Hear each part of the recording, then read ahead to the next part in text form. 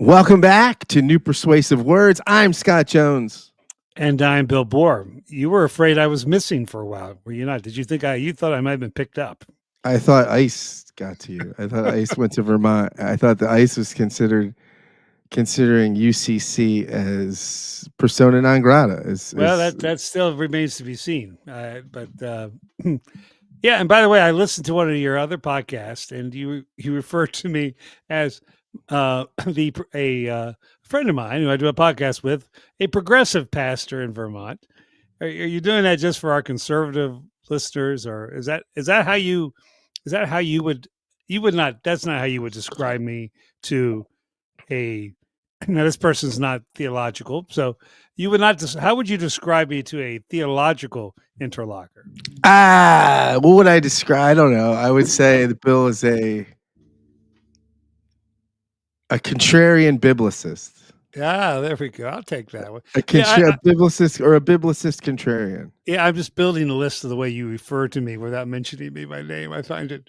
I do it all the time. I know you do, and I enjoy it. Matter of fact, we'll plug that podcast. I listen to your conversation, most of it, with Daniel Oppenheimer, a brother of Mark Oppenheimer, who's been on this podcast, friend of the show. Now, one of the things that I do want to ask now, I'm thinking, because I think this life force is interesting. Okay, but what's the line between puritanic, and again, nothing. This is in no way meant to insult any of you Puritans who are still out there.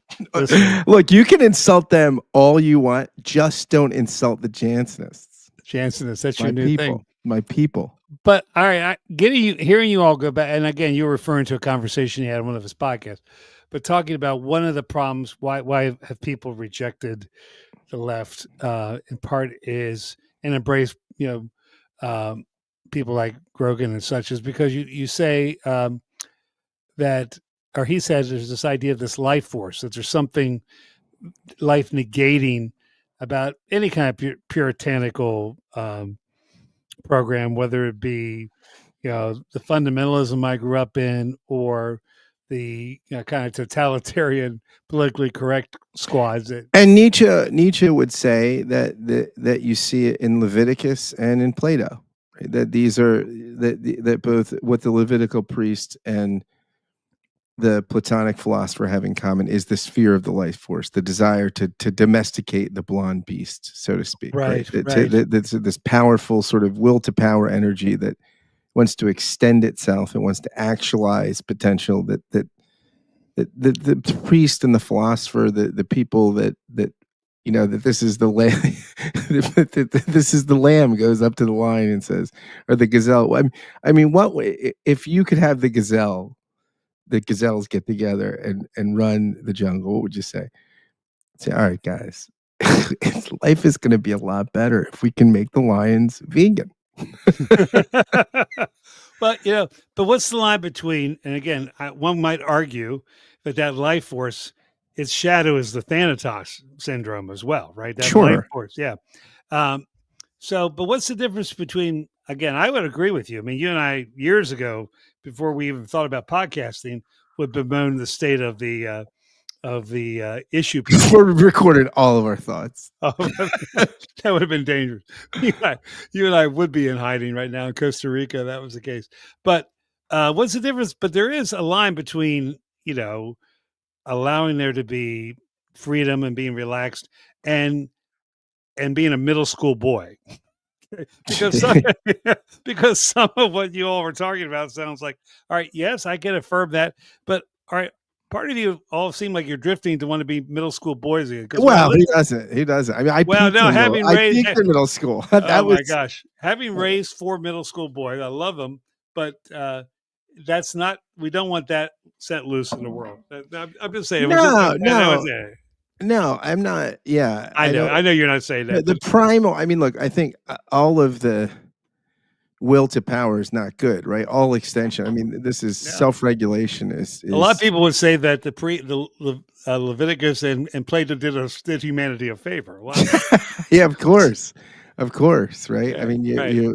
I mean, you need people worried about what to do here and what to do there. You get a little of that anxiety and punctiliar observance, and And you you know what? kill fewer people. And call me maybe puritanic, but I don't necessarily want my children sacrificed or uh, uh, orgies during the service. I would I'd rather not have people die or people naked fornicating during the service. Now, what they do in their own time, that's I still don't want them killing anybody, but yeah, I'm just not.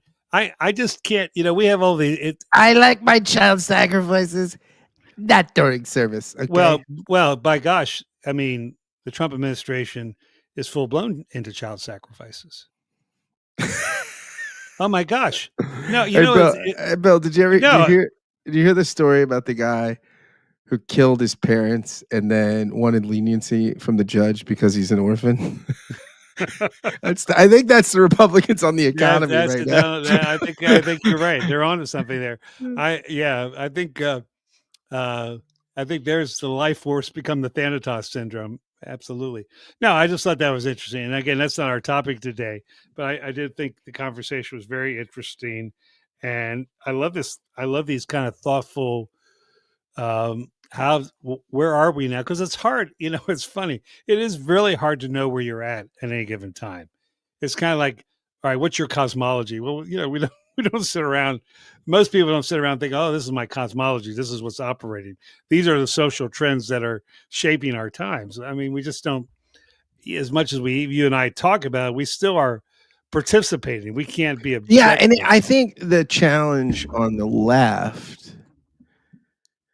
I mean, I say on the left just because it's the space you and I tend to occupy. Is that it's in this cultural moment is everything is so reactive, right? Yeah, That Trump is completely successful on the Bannon muzzle velocity, yeah, and so you just don't know what to. So it's very tough to think, right? It's it's so right, reactive too. I even think you and I have talked a little bit about some of the stuff around. Are we in a post-liberal age? Are we, have we moved from right, New Deal liberalism to neoliberalism to something else? And even the protest movement, the hands off, is so reactive, right? yeah, What's interesting is Trump and the Bannonites and the right wing populists have put the left in, and I think they did this election too.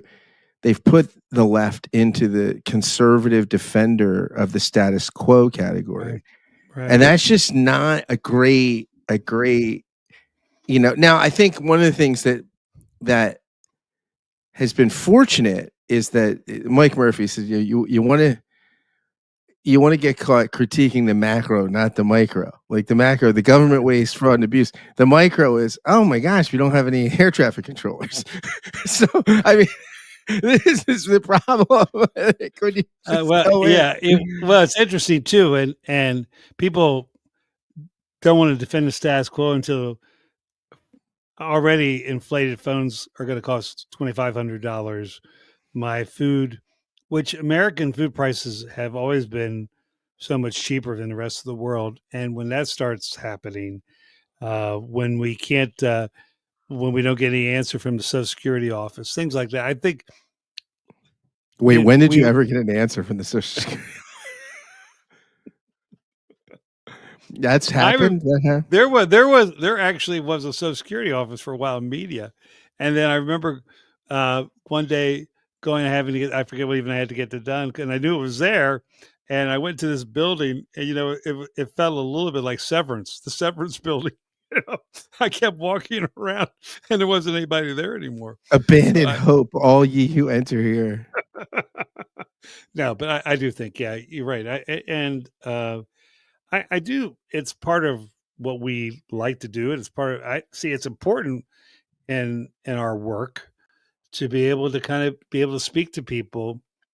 Here's the best I can do this week about where we are, because I do think the context of your life and your world and your community and congregation is a very important part of the contextualization of preaching, right? How does the text sound today? How does the text make sense and where we're at? But so it's I think it's a natural job we do as people who like to be informed, as well as people who have guided, spiritual congregations. But it is very, it's yeah, it's tough to know exactly how to respond to things. But I do know that this is Palm Sunday, and Palm Sunday. There's all this, a lot of hymns, that people. I'm not a big Palm Sunday guy. It's well, I okay. well I like it in that I like the ambivalence of it. I mean, if you I actually like my saviors not on donkeys. Okay. right.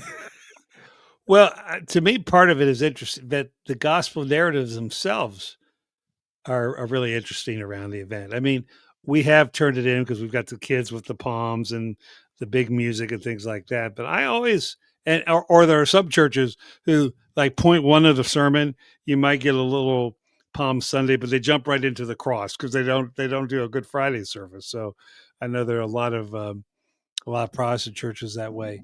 Unfortunately, I'm doing a Monday, Thursday, and a Good Friday service this year. So to me, we get to talk about the whole kind of Holy Week. But I do find I find this week's sermon, the working title is "The Triumph and the Tragedy," and I love the way those two things operate on Palm Sunday. And in particular, I think I tend not to preach out of Matthew passion narratives, but I am this year, and I find Matthew probably the last gospel written. I'm not thrilled about Matthew's resurrection narrative, but I think this good or Palm Sunday one is particularly powerful because it does both the foreshadowing, it ties in all kinds of things, plus the way the Palm Sunday is juxtaposed with, or the triumphal entry is juxtaposed with the cleansing of the temple. I find, yeah, I the more I study it, the more it's a lovely mystery to me. I like my mysteries not lovely. Okay. I mean, the last lovely mystery I knew was a stripper in Long Island. She was fantastic. I think she was Guatemalan, and I hope mystery. If you're out there, I hope right and you see the ice come in the club, you run. We love that. We love mystery. She's fantastic. Yeah. And you know what? I feel what with the inflation that you're gonna have to when you go to the strip club, just get a $2 bill instead of a single. Okay. I mean, you can't outsource exotic dancing, Bill. That's one of the, you can't really. All right, we're gonna have a lot of that. We may with the ice. We may be getting a lot of dancers from Ohio, from the Ohio Valley. Well, I mean, so the triumph and tragedy. I mean, that's I like that as the sermon title. It's better than the agony and the ecstasy, or is it? I Or don't is know. it? Yeah, that's a great movie. It's kind of a good A thing. great movie. That was with Kirk Douglas, right? Yeah, right. He played Van Gogh. Yeah. So I right. like my artists with 2 ears. Okay, I mean, like I like the Melania said, I'd like you to cut your ear off, so I cut one of Tiffany's ears off and sent it to her. She loved that. I don't know what I'm doing today. I know we may have to do an exorcism here. I did say, the interesting thing about it is a a a New Testament scholar whose name will not be mentioned, who's I think uh, overstayed his usefulness in many ways. I tell you that these mediocre books have probably paid for a beach house, a summer Probably beach paid house. for a beach house somewhere, or two, or two. But and gosh, I did find some of his stuff useful when he was just doing translations. Before he was telling us all what he really thought, we were all in a better shape. But one of the things he was on his blog, I guess it was, revisiting the idea of it. Jesus actually was trying to start the war, but with the triumphal entry, which clearly he's embracing kingly messianic images, and certainly the Gospels bring that out. But then immediately going in and upturning the tables, the cleansing of the temple, or at least cleansing of part of the temple. He couldn't have cleansed the whole thing, but this symbiotic prophetic action was an act of revolution on purpose, and so they were right to kill him because he was trying to start the revolt. That doesn't seem to be what the Gospels ever say, but that's well, what. Bill, yeah, and it's not what the great Pope Benedict XVI says in Right. his great work, Jesus of Nazareth, Volume 2, Holy Week, from the entrance into Jerusalem to the resurrection. He says, he talks about this. He has a nice little section. By the way, it's well worth you bought this for me. Yeah, it's great. I mean, I go back to it again and again, and he has some great critiques in there of this. First off, he's German, so he like knows everything. That's right. He just quotes all these like Scott, and of course he'll just give you like, I mean, and of course this dissertation back in 1989, and then this over here, and I mean, he's just like, the guy knows everything. But he says this about this sort of interpretation that Bart Ehrman is sort of advocating here. He says, it is true that Zechariah proclaims a kingdom that extends from sea to sea, and he's talking about Zechariah, quote allusions here. Zechariah chapter 9, right? Yeah, yet precisely in this way, he distances himself from any national frame of reference and points toward a new universality in which the world finds God's peace and is united beyond borders of any kind in worship of the one God. In the kingdom of which he speaks, the weapons of war are destroyed. What for him remains a mysterious vision, the precise shape of which cannot be clearly discerned by the contemplation of the one coming from afar, slowly becomes clear in the course of Jesus' ministry. Only after the resurrection, though, as the gospel is brought to the Gentiles, does it gradually take on a definite shape. Yet even at the time of the entrance into Jerusalem, the connection with late prophecy in which Jesus situated his action gave to his gesture a direction that was radically opposed to the zealot interpretation. So take that, Bart Ehrman. Yeah, no, I think it's absolutely, and that actually, I mean, it makes sense, particularly in the Gospel of Matthew, right? Because he is the kind of king. He's a king of the kingdom he talks about in the Sermon on the Mount. And I do think there's a sense where you can think of Jesus's entire life, but particularly his teachings about these kind of things, as being the ongoing working out of the positive dimensions of what he says no to in the three temptations.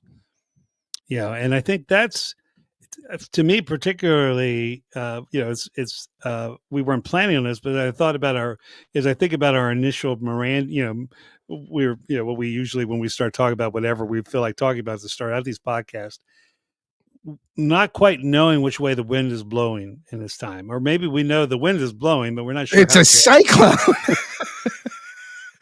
Yeah, that's what we know. It's a tornado. Right. It's a tornado. Okay, it's a twister. Tornado. We're living in twister. But however you want to measure the wind, or whatever word you want to use for it, we're still. How do we respond as the kingdom, right? And how do we say no? Say no to the same things Jesus said no to, because I think it's really interesting to me that there always has been, in Western civilization, there's always been this temptation to going back to even the Grand Inquisitor, very frequently Christians and culture have followed the Grand Inquisitor's path. By the way, I'll tell you who could play the Grand Inquisitor in a new movie version: Elon Musk. You could definitely. Elon Musk would absolutely kill Jesus if he came back. I mean, really, Jesus, what did you produce? I mean, look, you're giving the fish and the loaves. We could have cut more here, and you're establishing like a culture dependency. And comedy's back. Right. Right. I mean, it's even interesting. I was reading another book. I've been reading books you gave me or suggested. Just another perspective on the German church acquiescence to the Nazi program and how they rationalized it away. I mean, what they were, the idea that this, all right, we don't like everything here, but this is going to put us in a good position. I mean, he often, one of the things that's interesting about Holland is he talks about how the Protestants, how Protestant a lot of modernity really is. How much of the Protestant project is just different versions of whether you're talking about Darwin or you're talking about Marx or whatever. It's really interesting, and I do think there's a sense where uh, the temptations are very present again in the entrance into Jerusalem. I love Mark's version where Jesus comes in, looks around. You have the parade. He looks around and then he says it's late and goes back to Bethany. Right, um, and there's something about that's very powerful as well. That there's a sense where you know Jesus understands what's going on. He understands what he's supposed to do, and he understands what he's saying yes to, but he's also very publicly saying no. And of course, the no's are part of what gets him killed. Yeah, and I think what's powerful about I like the link you've made here between the temptation narrative and the triumphal entry. It's because I mean, what you have in the temptation narratives, right, is the recapitulation of both the story of Adam and the story of Israel. Right, you have Jesus saying no in the wilderness to everything Adam and Eve say yes to in the garden. Right, and then you have Jesus at 40 days in the wilderness emerging not lost, not losing his way, right? Not and being sustained by the word of God alone, as opposed to Israel's struggle in the wilderness, right? So you have garden and wilderness. And then what's interesting in Mark's version is I think the only one where the wild beasts are there, right? So you have this interesting picture both of first of creation, right? There's but then also the beasts are usually in the Hebrew Bible signs for the nations, right? The domesticated animals Israel wants to be like the domesticated animals, right? The ones you can shepherd and herd. Right. And the wild beasts are like the nations. You can't shepherd tigers and bears, although you watch Facebook videos and now maybe you can. But so this is, I think also there's this picture of Jesus being the one, the desire of the nations, right? And so you have all of that. And then, you have there's also one other quote I wanted to read to you as I reread this stuff. It's so good, by the way. It's so good. Oh, fantastic. Yeah. He says in St. Matthew's Gospel, after the woes with which Jesus denounced the scribes and Pharisees, that is to say, in the context of the discourses given after his entrance into Jerusalem, there is a mysterious saying of Jesus that Luke also quotes, albeit at an earlier point during the journey toward the holy city. "Oh, Jerusalem, Jerusalem, killing the prophets and stoning those who are sent to you. How often would I have gathered your children together as a hen gathers her brood under her wings, and you would not. Behold, your house is forsaken and desolate." This passage clearly reveals Jesus' profound love for Jerusalem and his impassioned efforts to elicit from the holy city a positive response to the message he must proclaim, the message with which he takes his place in the long line of God's messengers from early salvation history. So it's interesting, right, that this is the whole arc of the biblical narrative is the garden to the city, right? I mean, it's interesting if you look out, after Genesis 1 through 11, if you just read the Bible and that's where the Bible ended, Genesis 11, said, okay, now the end of the story is coming now. Something's coming down from heaven. What would you say? I mean, you'd say, all right, we're going to get a garden coming down, right? Right. Like back to, but no, it's city, it's the civitas, it's the thing that becomes the congregation of those who are the congregation of carnage, right?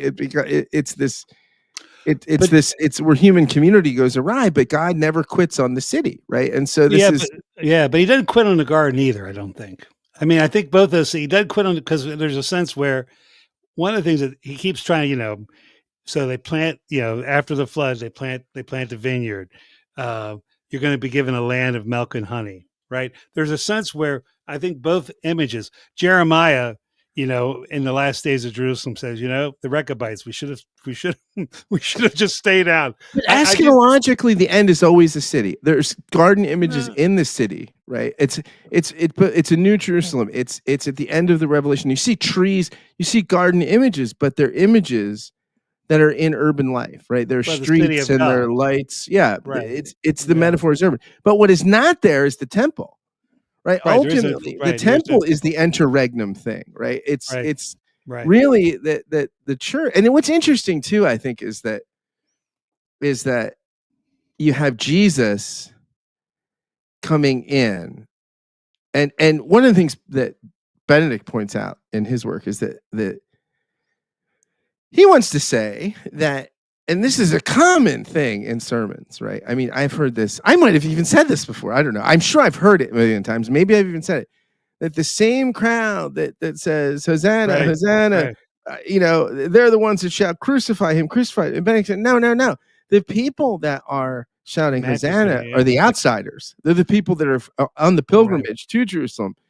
It's seemingly the Jerusalem. I was going to say the Jerusalemites. I don't know what the citizens of Jerusalem, the All right, inhabitants of sure. Jerusalem that are the ones that later say crucify him, crucify. They clearly don't know Jesus, right? Right. It's so that's an interesting thing, right? That Well, the other thing that is, your proximity to the right, temple right. does not at all guarantee that you know anything about Jesus, right? I mean, that you can be very close to the center of worship. You can be very close to the religious establishment and actually need the outsiders to come in and shout Hosanna Well, because but yeah, what's going on in religious life can sometimes blind you to the entrance of the one who comes in the name of the Lord. yeah, absolutely. Well, first of all, and I mean, Josephus's numbers are always suspect, but you know, even if this, Jerusalem could be a million people. There could be a million people in Jerusalem for if based on Josephus for these holidays. So it's not like you've got one crowd that just keeps moving around everywhere. I think that's a You great could point. put a million people in the Gaza hotel, okay? You get the Palestinians out, and we make a. I mean, this is beautiful. If Jesus had been a good savior, he would not have rode. He would have rode to the coast and made the Jesus hotels. Okay, we love that. Yeah, I do like when you make him when you make your Trump the anti-Jesus. I think that's good. That No, really it's does. just not a lot of. And It's not a the lot of. so A so you've lot of got creative you've inspiration. got you've got the biblical Christ, and then you got the It's not antichrist. hard. Those are It's not like I have to do a lot of creative work to imagine. Wow, no, you just think of like it's the Seinfeld Costanza episode. Do the opposite. You think of maybe I'll, whatever Jesus would do, and you think the opposite, and that's kind of what you get in Trump and Trumpism. well, what the thing is interesting what you said there, Matthew's gospel about or about the outsider. Really, that's the whole theme of Mark's gospel, right? Nobody close to Jesus gets him. His Right. family doesn't get him. Everybody who should know who he is, his family, Pharisees, the disciples. Uh, nobody understands who he is. One of the things I think that I do think, and we do commend this book, Ratzinger, Pope Benedict's book, three volume series on Jesus is just exceptional. I, And you the know, economy of, I mean, what oh he yeah, gets into relatively slim volumes. I mean, right. I that's mean, what's remarkable. most of us probably, a lot of us have Peter Brown's, what Peter Brown does in two huge volumes. I think Benedict stuff is even more approachable. Many of us have those, and again, Peter Brown's stuff is amazing. But still, one of the things I do also like this idea of that Matthew's written after there is no temple after when Matthew's being written, the temple's been destroyed, and same thing when you bring up the apocalypse, the Revelation of Saint John, you know, this idea of so much of Revelation is shaped by Ezekiel. Ezekiel's vision of the new Jerusalem is totally reworked and Revelation's based on so much of Ezekiel, except the temple, right? Ezekiel, the center of Ezekiel's vision of the New Jerusalem is a huge temple, but the Revelation of Saint John Divine says the temple is gone, but we don't need it to be restored in the new heaven, because that need for that has been gone away. And of course, Matthew will do that in a very dramatic fashion in his crucifixion and resurrection scenes. I still think, when I think about the tragedy of it, though, I mean, I think the tragedy mentioned a passage from Tolkien, uh, uh, Galadriel's speech in The Lord of the Rings. Together through the ages of the world, we fought the long defeat. I do think this sense of almost every time Christianity becomes triumphalistic, not only does it forget the cross, but it almost always becomes involved in horrific things. And I think this idea of the triumphal entry and the tragedy, it speaks to the long defeat of what it means to struggle um, in this life. I think about we talk about our friend of blessed memory, when you told him you were not a post millennialist, and he said, "What?" He said, "Why do you want to be on the losing team?" Well, because you post millennials view of victory is Antichrist so often. Yeah, one way or the other, right? It becomes Antichrist one way or the other. The liberals drop Christ out of it, and the conservatives the conservatives go to bed with Maldor, so they can win. So Yeah, and I think that what gives me courage, or I don't know if it gives me courage, but what encourages me about the kind of amillennial vision is it doesn't pretend to be able to read very easily where we are in the story, right? Where it was, I think, both premillennials to think, okay, it's going to get really dark, and I mean, how like you just go through all these things through history. Oh, Gaddafi has a blue turban on. Oh, look at this in Revelation. Oh, the red heifer, the red heifer. We found the red heifer. The red heifer is born. The red heifer. So all that, or this idea that, okay, things will just get better and better, and then Christ will have to come back and do a little mop up operation, but we'll get most of it. We'll get the Grand Inquisitor around, and he'll do most of the work.